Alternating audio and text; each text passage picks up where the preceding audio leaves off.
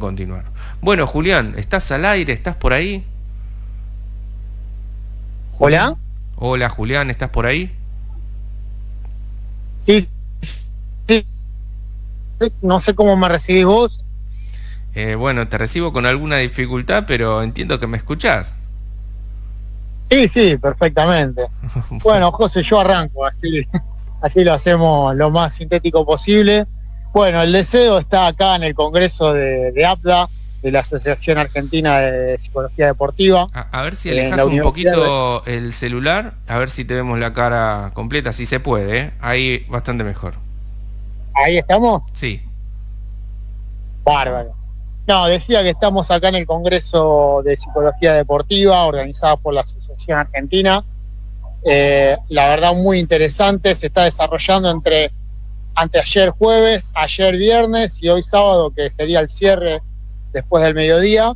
Estamos en la Universidad de Belgrano, acá en pleno centro de la ciudad, y la verdad que el lugar es espectacular. Para nosotros que nos interesa también los medios, tiene un estudio de televisión impresionante la universidad. Y bueno, no sé si se ve el edificio atrás, a ver si lo ves ahí. Algo se ve, si eso es la universidad, la verdad es que es fabuloso, un Es edificio hermoso. impresionante, te digo, cosas impresionantes. Tiene dos auditorios desde donde hoy se está realizando este congreso. Y ¿Qué bueno, te universidad cuento un es? poco, Contame. Universidad de Belgrano, Ajá. que tiene una especialidad en psicología deportiva dentro del área de humanidades, como así también en la UBA también se da esta especialización para aquellos colegas que por ahí les interesa, además obviamente del curso tradicional que se da en APLA. Te quería contar que ayer viernes estuvimos presentes en una conferencia muy interesante que se llamaba Entrevista al alto rendimiento en tenis.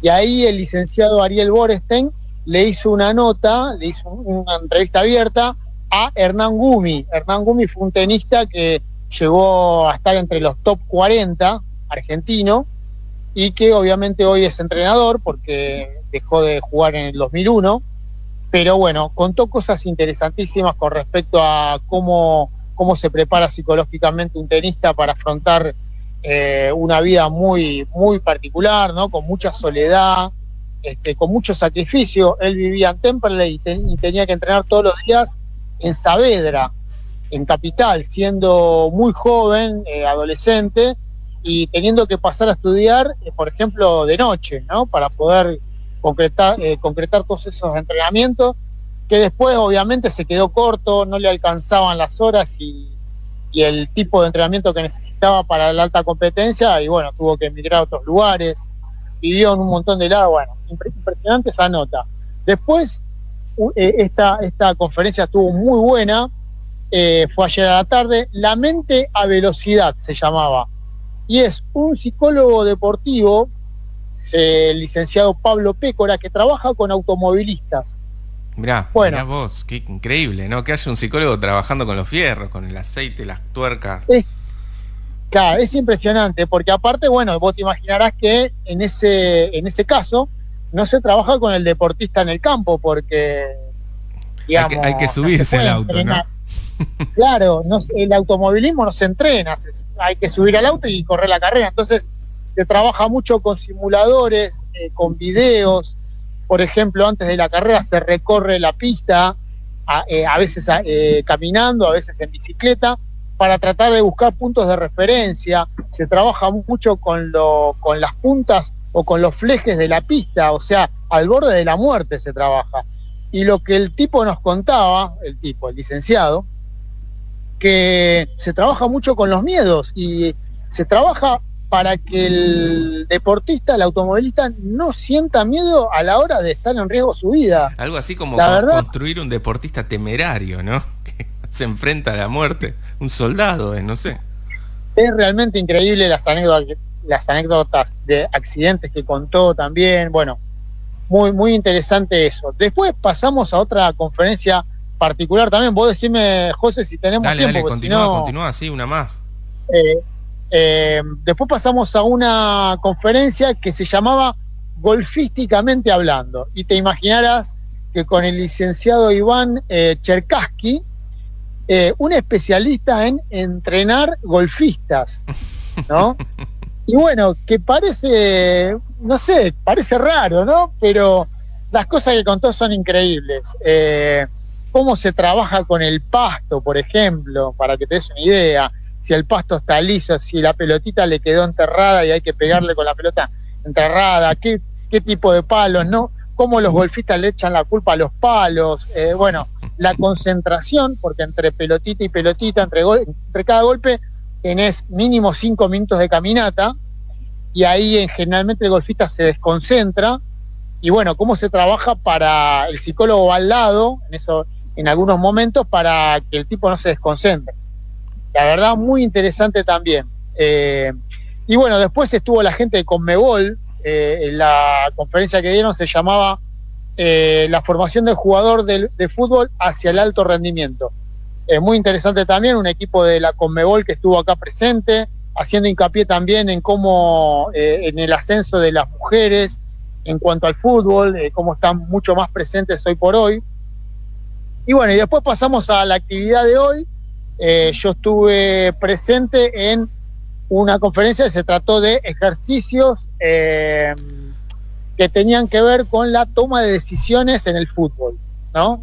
Como a cada jugada en particular, por ejemplo, una definición de goles, o con el arquero en cuanto a tajadas, cómo se trabaja en cuanto a las distintas opciones que tiene un jugador a la hora de determinada jugada, cuántas opciones de decisiones tiene y cuál sería la más correcta para el jugador, para improvisar en ese momento, teniendo en cuenta que estás bajo el factor tiempo, o sea, tenés que definir, tomar decisiones en microsegundos, y bajo el factor, bueno, la circunstancia del partido, puedes estar perdiendo, puede ser la última jugada del partido. Si tenemos al Dibu Martínez o a Chiquito Romero, estamos más tranquilos. Claro.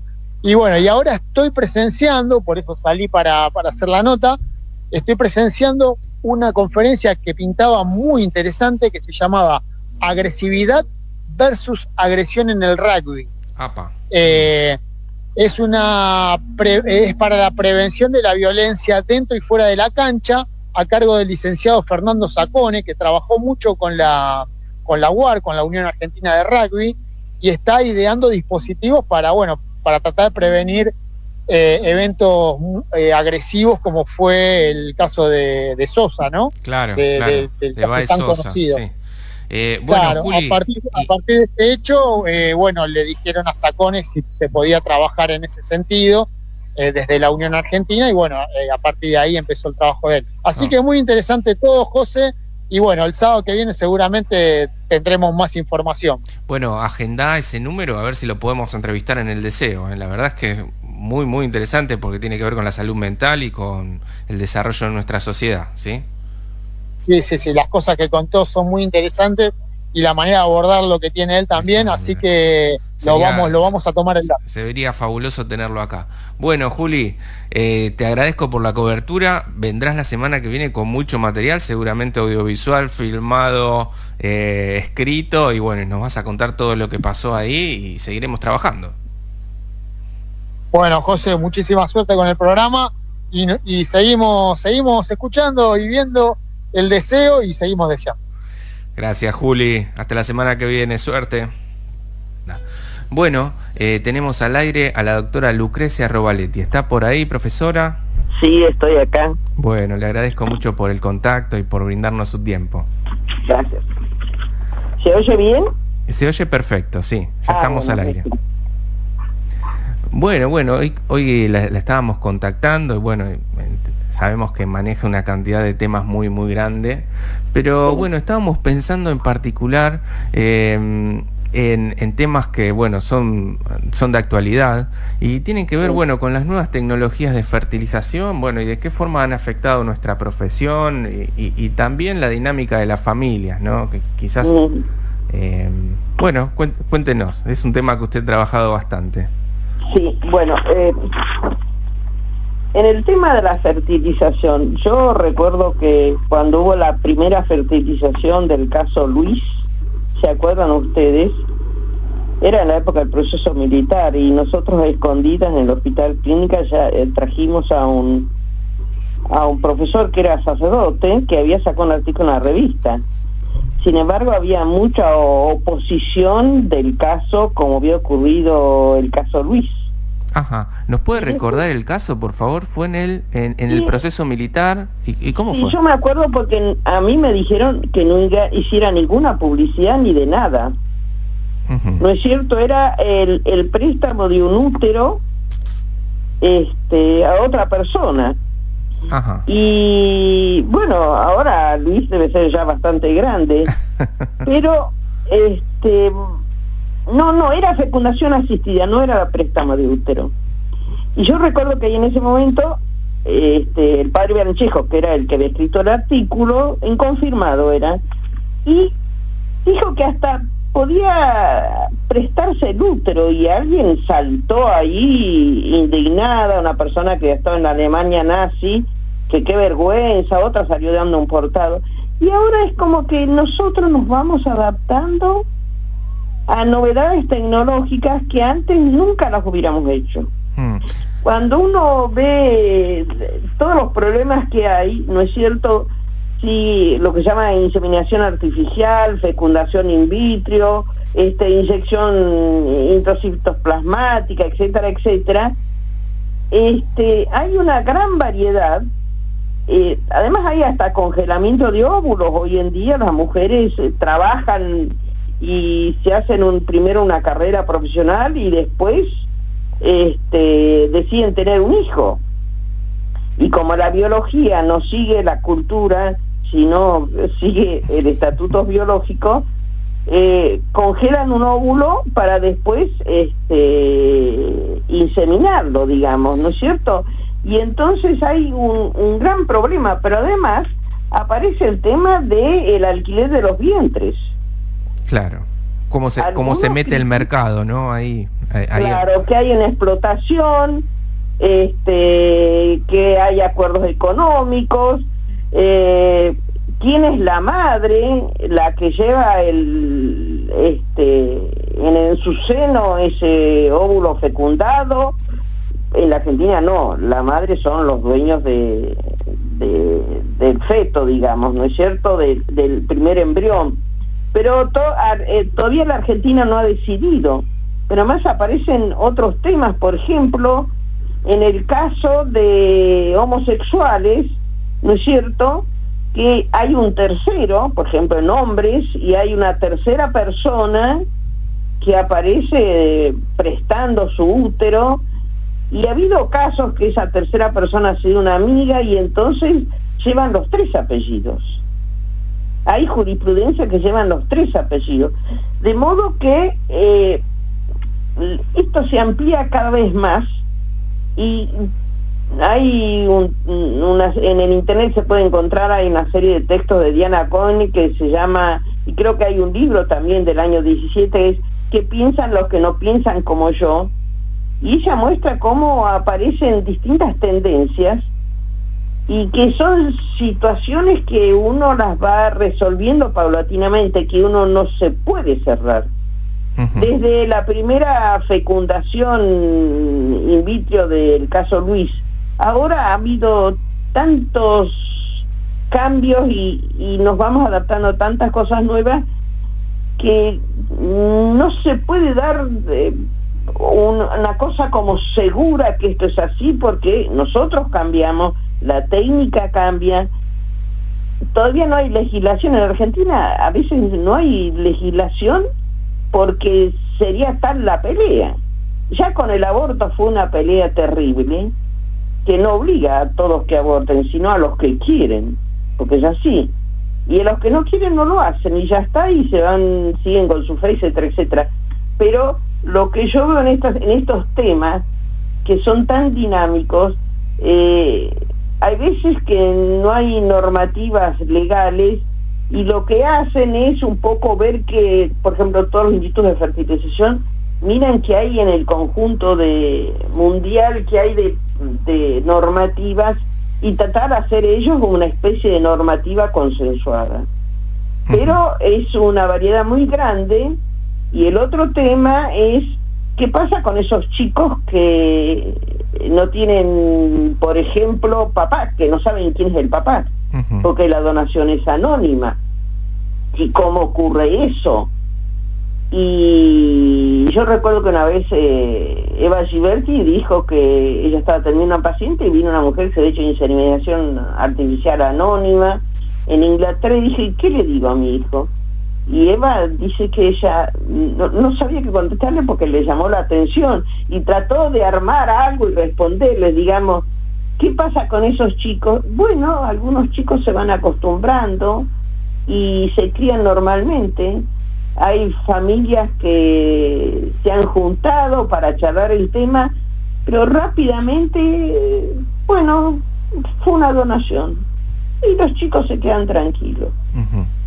Es algo tan dinámico que nosotros tenemos que adaptarnos un poco a las cosas que vienen, digamos, y no es que la mamá es mamá y papá, la mamá es mamá y con que sea una buena mamá ya está bien. Es cierto, uno no, el rol materno es importante y ya está, y los chicos siguen una vida normal.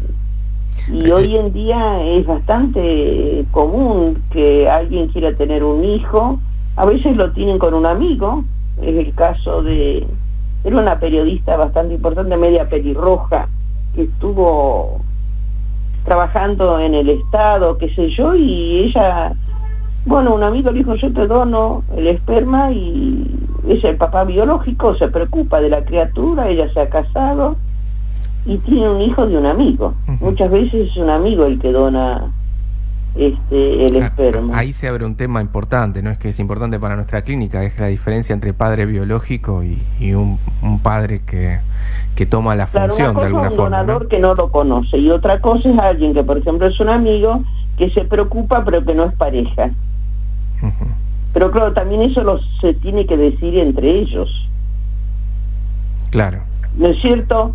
O alguien no hay personas que no aceptan no quieren ser padres, y hay que aceptarlo, no es una ley universal, y entonces uno tiene que aprender a aceptar muchas cosas. Yo nací en Salta, vine a los 18 años de Salta, y yo recuerdo las ideas que traje de Salta a las que tengo ahora, y cómo a través del tiempo uno va ante nuevas dinámicas, ante nuevas cuestiones, va cambiando, porque además escucha a los otros, porque es lo que se Diana Cohen, que piensan los que piensan distinto a nosotros. Bueno, es lo más difícil, ¿no? Aceptar la disidencia, ¿no? Y por lo menos tratar de escucharlos. Uno puede seguir con sus ideas, nadie dice nada, pero saber que hay otros razonamientos, yo creo que eso es lo principal que nosotros tendríamos que hacer ahora. Y, a ver, yo me acuerdo una vez, yo iba por el teatro, por la calle Corriente, había un teatro cuando estaba Florencia de la Vega, o de la B, como dice ella, y estaba llenos de hombres para ir a verla. Y yo decía, pero estos hombres, y ahora ella tiene una familia, y está en la televisión y nadie dice nada, ella sigue defendiendo las causas de los trans, y es una cosa que la aceptamos. Había acá una en la televisión argentina hubo una serie muy linda, que ya me voy a acordar, un alumno mío hizo todos los, copió todas las sesiones. Es de un libro mexicano, que es una persona que se enamora de una persona trans y se casa. La viuda de Rafael se llamaba. Ajá, no la conozco, no sé si la han pasado en Argentina. Bueno, yo tengo el CD porque me pareció para ética, que para la cátedra, que era muy bueno. Claro, eran muchas sesiones, la viuda de Rafael, y finalmente ahí aparece todas las posibilidades de las personas trans, etcétera, etcétera. Y bueno, uno al principio fue todo un barullo. Igual esa telenovela que hubo con Carla Peterson, con Nancy Duplá, que la chica hace toda la transformación trans, ¿no es cierto? Y cómo los padres la van ayudando, Y bueno, nosotros vamos como un poco acostumbrándonos por lo menos a escuchar al otro, por lo menos son temas que se discuten y no se guardan ahí en el ropero, como quien dice.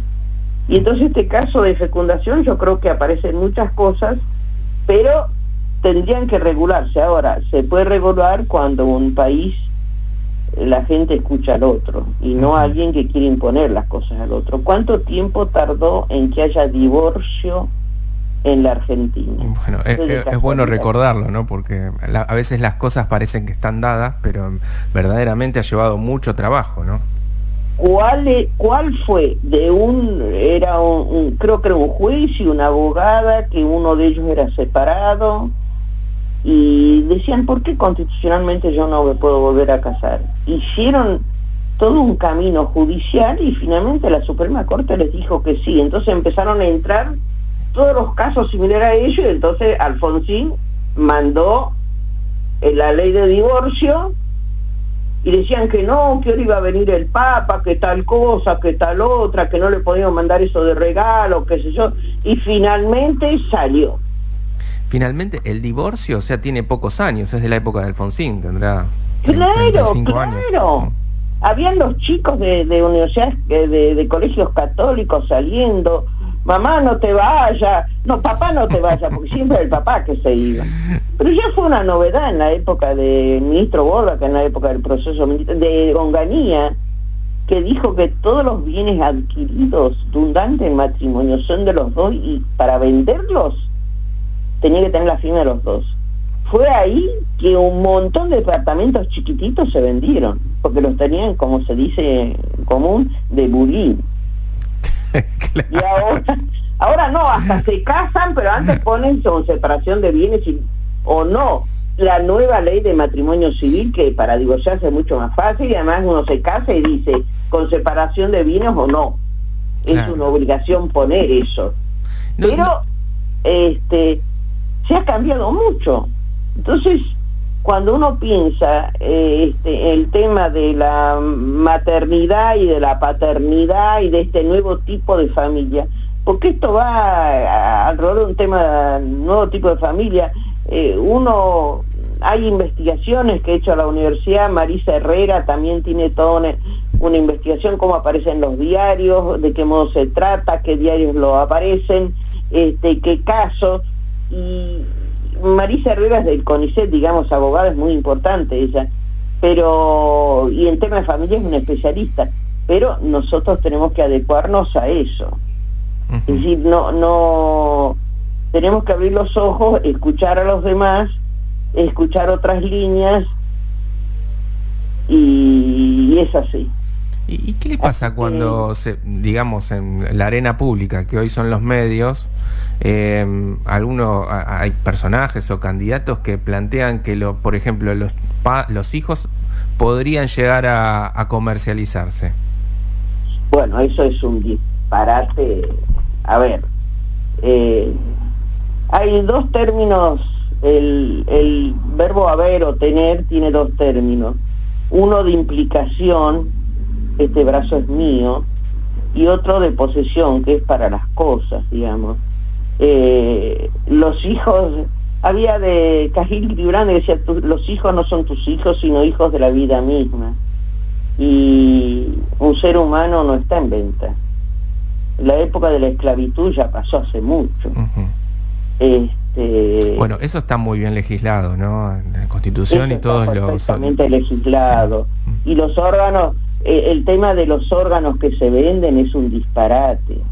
Es un disparate porque quiere decir que la persona pobre tiene que vender los órganos. Alguna vez que con un diario en Córdoba salió alguien que necesitaba dinero y decía, vendo tal cosa. Uno puede vender un pedazo de hígado, porque después vuelve a crecer, o un riñón, no puede vender un corazón porque se muere.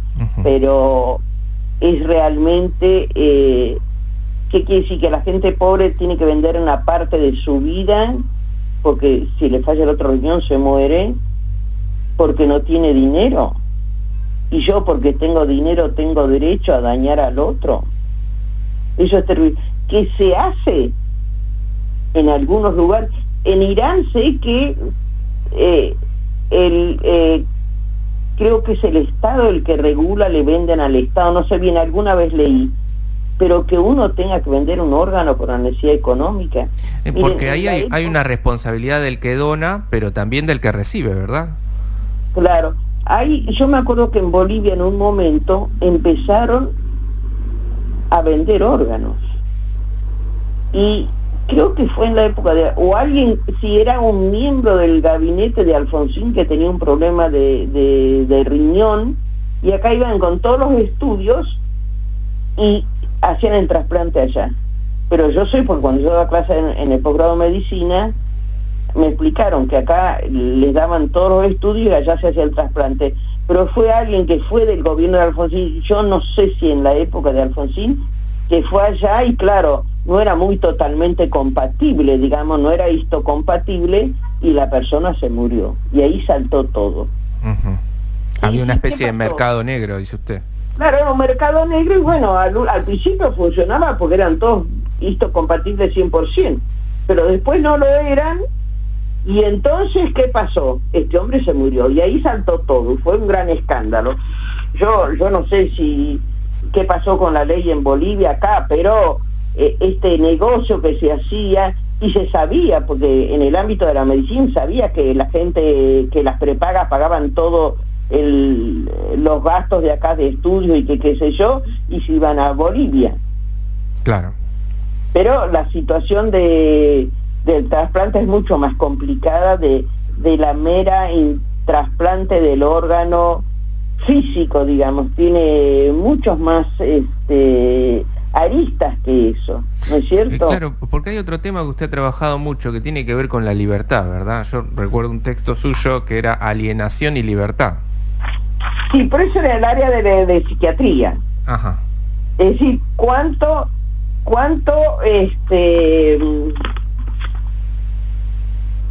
le queda, es decir, la autonomía que también tiene un enfermo mental. Uh-huh. ¿No es cierto? Pero en el tema de los trasplantes, la cuestión es si eres donador vivo o fallecido. Si eres donador vivo, hay toda una reglamentación. En primer lugar, se hace unos estudios psicológicos a ver si no es una especie de samaritano, porque hay gente que le da por ser samaritano y dona porque... ¿Qué quiere decir eso? A ver si nos cuenta.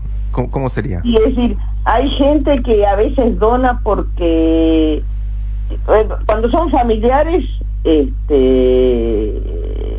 vivos, por supuesto, en los donadores vivos son familiares, se acepta, pero de todos modos se hace una serie de test, ¿no es cierto? Y el problema es a veces que hay familiares que no quieren donar y se sienten obligados, y entonces muchas veces los médicos dicen no es compatible, pero es que el familiar no quiere donar y entonces uno no lo puede obligar, ¿no es cierto? Y por otro lado, el familiar se siente como egoísta de no poder donar cuando la vida del otro depende, pero eso es una decisión de uno, tiene que ser absolutamente libre. Y además hay una serie de test que se hacen, yo no los conozco, pero sé que yo estuve en una reunión en un comité de ética que un amigo de una persona le donaba y había pasado por esos test. Y siempre hablaban, bueno, hay tantos samaritanos por ahí que siempre están ofreciendo algo, y en el fondo es una patología samaritana, digamos, de ayudar, pero porque no es sin consecuencias la donación, digamos, sobre todo en las personas vivas. Uh-huh. Sería como una especie de límite y decir hasta dónde se puede ayudar, ¿no? ¿Puedo donarle un brazo mío a otro, algo así? Sí, no, pero un brazo no, nadie dona un brazo. Pero en la cuestión de los donantes vivos, es que a veces, como que reclaman, yo te di, vos no te cuidás y yo te reclamando. Ajá. Ha habido, por ejemplo, a veces adolescentes que, de hecho, no siguen el tratamiento de la ciclosporina y de cuidarse, qué sé yo, y el donante vivo le reclama. Yo te di, yo me sacrifiqué y vos mirá lo que haces. Pero ese no cuidarse, un poco tal vez por la adolescencia misma o por el modo de ser de una persona, pero otra cosa es el no cuidarse, es por no, en el fondo, no querer aceptar un trasplante. Ajá. Claro, hay que dar consentimiento también de aceptar el trasplante. Pero no pasa por el consentimiento, pasa por algo mucho más profundo. Cuando hay un problema de trasplante, bueno, esto es un poco del qué considerar el cuerpo. Una cosa es el cuerpo biológico y esto es ese cuerpo que soy, esa unidad que soy corporal, yo como persona. Y cuando algo me molesta, yo quisiera, qué sé yo, por ahí uno dice, me duele el oído, me arrancaría el oído, me duele la muela, me arrancaría la muela. Y cuando yo tengo un problema de riñón o algo, uno quisiera sacarse ese riñón que le duele. Entonces ahí hace un proceso de distanciamiento de ese órgano. Y entonces eso permite la posibilidad de una aceptación del otro. Pero uno acepta un órgano distinto, desde el punto de vista médico, lo único que les interesa es la histocompatibilidad. Claro. Pero para la otra persona, ese órgano tiene una identidad del otro. Yo recuerdo que una vez un psicólogo del Hospital Argerich contó que le hicieron el trasplante del corazón a un marido, y cuando se iba ya, la mujer lo llamó al psicólogo y dijo, dígame, ¿es mi mismo marido? ¿Por qué? Porque el corazón simbólicamente es la unidad de la persona. Claro. ¿Cómo sería? El marido falleció y le trasplantaron el corazón. No, le trasplantaron el corazón de alguien al marido de esta mujer. Ajá. Y el marido, bueno, se hizo el trasplante y salió. Pero cuando salió del hospital, la mujer le preguntó, ¿es mi mismo marido? Claro, porque el corazón simbólicamente, no biológicamente, simbólicamente es el centro de la persona, es el modo de ser de la persona, es como si fuera el alma de la persona. Claro que sí. Y entonces digo, uno ama con el corazón, ¿no? Es el mismo. Creo que hay varias novelas de que alguien que había novelas que a alguien le habían trasplantado, le habían puesto una mano de otro y resulta que era la mano de un asesino, etcétera, etcétera. Bueno, en la China cuando los condenan a muerte, después los órganos van a otro. Y entonces uno dice, ¿de quién será? Porque de uno ajusticiado es muy embromado que uno le pongan el órgano. Es decir, los órganos tienen una carga simbólica de quién son, por eso está prohibido que se sepa de quién trasplantan. Ajá. Ahora hay todo un proceso, primero de alejamiento del cuerpo enfermo, de ese órgano enfermo, y eso hace como una apertura. Después la aceptación del otro, pero para la aceptación del otro hay como un proceso de purificación, de quitarle la identidad del otro ese órgano y hacerlo mío. Y hay un proceso de asimilación de ese cuerpo como mío, y eso implica, en términos técnicos, que yo siga el tratamiento, que me cuide, que siga todas las indicaciones médicas, que tome la medicación, etcétera, etcétera. Ahora, como en el otro caso de los tipos de familia, de fecundación asistida, en un momento era algo nuevo, y la gente decía, pero ¿cómo vas a despedazar un cuerpo, se ha muerto, y le vas andando y sacándole un pedazo a esto y al otro, y qué sé yo? ¿Cómo es posible eso? Yo me acuerdo que había un texto de una persona francesa que decía que de noche soñaba con el hijo que se había muerto, y yo le donó los órganos, y iban en bicicleta, y se venía y iba a mandar en bicicleta, y decía, es que no puedo. Y la madre sentía como culpógena que hubiera donado un órgano del hijo. Claro. Y lo extraño es que una persona muerta era muerta, y de repente algo que está muerto sirve para que otro viva. Es cierto que no tiene que estar, como quien dice, absolutamente muerto, sino un momento en que, por eso se definió el tipo de muerte que se requiere para hacer trasplante, y ese órgano tiene que tener una vitalidad, porque si no, si pasa más tiempo no se puede trasplantar. Pero siempre queda que yo tengo algo de otro. Y es la cultura y los tiempos que a mí me van enseñando que eso que es algo de los otros vaya siendo mío. Yo me tengo que apoderar de eso, hacerlo mío, identificarlo conmigo y sentir que soy uno con ese órgano prestado. Claro, de hecho, Ahora, las personas trasplantadas se hacen llamar así, te dicen yo soy trasplantado. Incluso hacen reuniones, hacen eventos deportivos de trasplantados, ¿no? sí, hay olimpiadas también, creo, de gente trasplantada y hay caminatas y reuniones, pero eso ha sido un largo camino. Claro, hay algo del ser que se ve profundamente afectado, ¿no? Claro, yo recuerdo que éramos compañeros en medicina de un especialista de trasplante y dice que cuando él va a buscar, porque a ver, el equipo que hace la ablación, es decir, que quita el órgano, nunca puede ser el mismo que hace el trasplante. Ajá, qué curioso, no lo sabía, el equipo médico. ¿No es cierto? Aviones urgentes que vienen llevando el órgano porque no se puede esperar. Y él dice que una vez estaba esperando el avión que llegaba con los órganos y vio el avión y dijo, parezco un buitre esperando un órgano. Y aunque es la verdad la posibilidad de vida, también en ellos, por ahí en el inconsciente de ellos así, les surge otro. O que yo vivo porque otro se ha muerto. Claro. Hay culturas y culturas. Por ejemplo, en Cuba hay una cultura se dona muchísimo. ¿Por qué? Porque hay una cultura social muy grande. Y acá al principio era problemático. Uh-huh.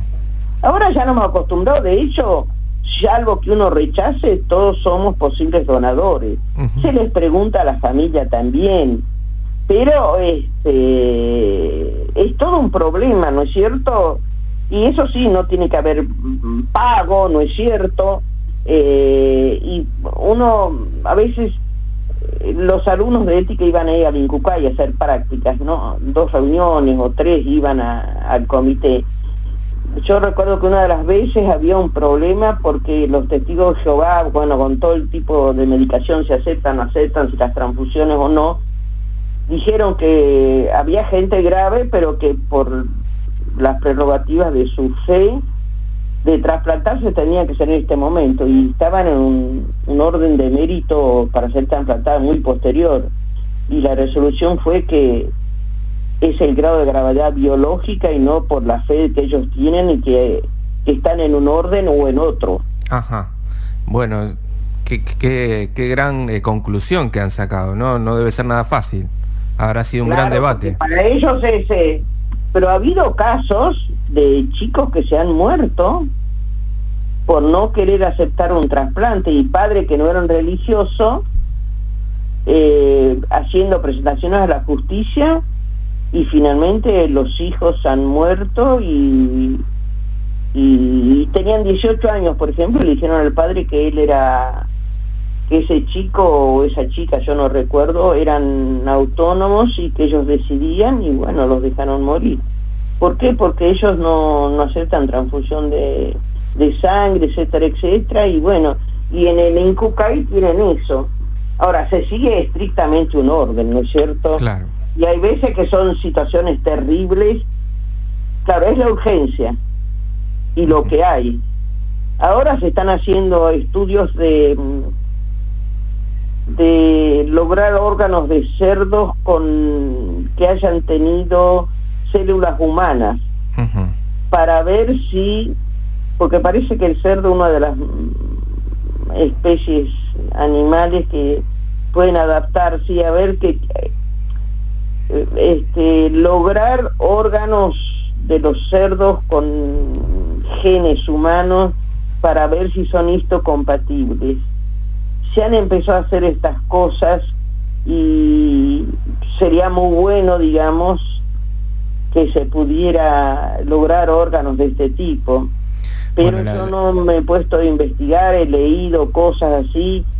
La verdad que es maravilloso. Uno no sabe hasta dónde llega. La escucho y pienso en lo importante que es la ética para nuestra profesión y para todas las profesiones, ¿no? Porque en cada momento en donde aparece una decisión que hay que tomar y que está indeterminada, no hay precedente, hay que ponerse a pensar, hay que ponerse a debatir. Bueno, tenemos que ponernos a trabajar. Pero yo también, ¿no?, que creo que en ese sentido la prensa tendría que antes estaba en La Nación, ahora está en, creo que en el Destape, Nora Dae, que era una periodista científica, porque hay una carrera de periodismo científico, que los diarios tendrían que tener periodistas científicos para realmente dar noticias en la televisión, en el diario, válidas para que la gente se culturalice y conozca una realidad que es de todos los días. No es que todos tenemos que ser del CONICET o profesores de la universidad para saber las cosas, pero también diarios, revistas, medios masivos de comunicación tienen que tener un nivel científico, sus periodistas, por lo menos los dedicados a dar este tipo de noticias, para que la gente siga los descubrimientos de la ciencia que hay, además entienda qué problemas éticos surgen y cómo uno va cambiando a medida que la ciencia avanza. Claro. Bueno, desde aquí, desde Mundo Under RK y desde el Colegio de Psicólogos y Psicólogas de Quilmes, hacemos nuestro pequeño aporte, aunque sea una hora semanal en un medio local, ¿sí? Bueno, lo felicito. Así que, doctora, nos queda un minutito, si quiere cerrar la charla con algo. Nosotros le agradecemos muchísimo la charla, sabemos lo difícil y lo ajustada de tiempo que está, y lo difícil que es conversar, y se ha hecho el tiempo para charlar con nosotros. Ha sido un gusto. Bueno, le mando un saludo grande, y esperemos seguir en contacto y tener otra charla próximamente. Bueno, muchísimas gracias. Gracias por llamarme. Por favor, un saludo grande. Hasta luego.